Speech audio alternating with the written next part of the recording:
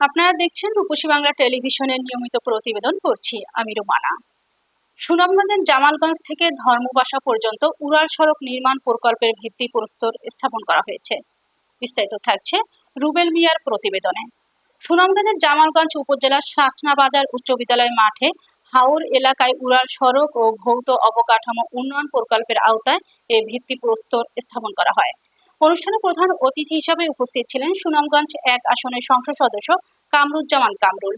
বিশেষ অতিথি হিসেবে উপস্থিত ছিলেন প্রকল্প পরিচালক ফেরদৌস আহমেদ ও এলজিইডি নির্বাহী প্রকৌশলী মোহাম্মদ আনোয়ার হোসেন।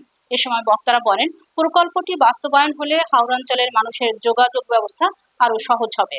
পাশাপাশি কৃষি পণ্য দ্রুত ও সহজে পরিবহনের সুযোগ সৃষ্টি হবে।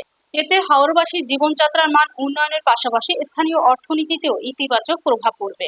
পর্যটকরা আসে অনেক কষ্ট করে আমাদের রাস্তাঘাটের জন্য, আমার বিশ্বাস আমাদের পর্যটকরাও বাড়বে এবং আমাদের এই এলাকার উন্নয়নের জন্য সর্বোচ্চ ভূমিকা রাখবে এবং আমাদের জনগণ ইজিলি ঢাকা আসা যাওয়া করতে পারবে। যেমন আমাদের মোহনগঞ্জ ধর্মপাশা মধ্যনগরের মানুষ 4 ঘন্টা ঢাকা চলে যায়, আমাদের 8 ঘন্টা 9 ঘন্টা লাগে। এখান থেকে আমাদের মিনিমাম 3 ঘন্টা কমে আসবে এবং সহজে আমরা চিকিৎসা করতে পারবো, আমাদের যাতায়াত ব্যবস্থা ভালো হবে।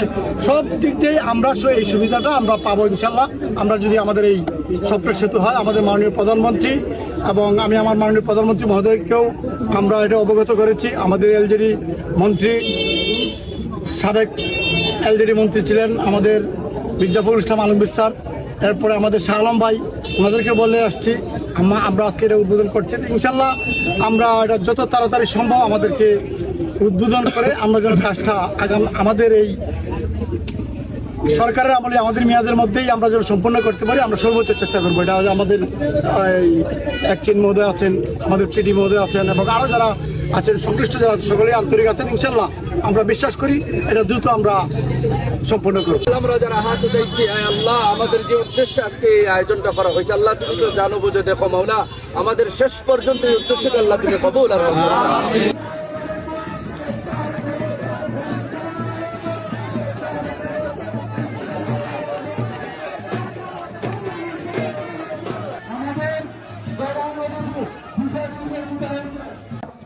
আমি মাননীয় প্রধানমন্ত্রীর কাছে সংসদ ভবনে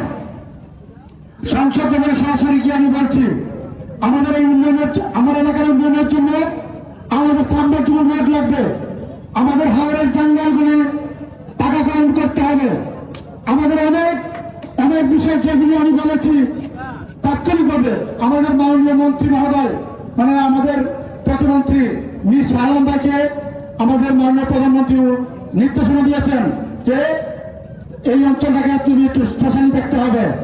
তো আমার গর্ববোধ হয় আমি তারেক রহমানের সৈনিক, আমি মাননীয় প্রধানমন্ত্রীর সৈনিক। আমাকে স্নেহ করেন, আমার বিশ্বাস উনার স্নেহ যদি আমাদের উপর থাকে, আমার উপর থাকে, আমি বিশ্বাস করি আমার এই অঞ্চলের উন্নয়ন, আমার এলাকার উন্নয়ন সবচেয়ে বেশি হবে। এই সেতু যদি বাস্তবায়ন হয় আমাদের এই অঞ্চলে চিত্র চেঞ্জ হয়ে যাবে আমি বিশ্বাস করি। কারণ আমার প্রিয় নেতা মরহুম মজিদ হোসেন সাহেব, যিনি 3 বারের এমপি ছিলেন, আমি ওনার সাথে ছিলাম দীর্ঘদিন, ওনার সাথে আমি রাজনীতি করেছি। ওনার একটা স্বপ্ন ছিল এই অঞ্চলের মানুষের ভাগ্যের পরিবর্তন করানো সম্ভব হবে। অনেকক্ষণ বক্তব্য শুনেছেন, আমি একটা মিছিল করতে চাই, আপনারা সবাই অংশগ্রহণ করবেন। উন্নয়নের কোনো নেতা আছে? পার্টি অঞ্চলে হাওড় মন্ত্রী কোনো নেতা আছে? মন্ত্রী নেতা কাবুল ভাই,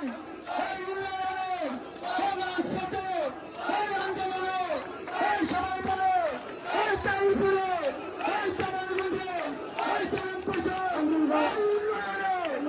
হাওড় বন্দর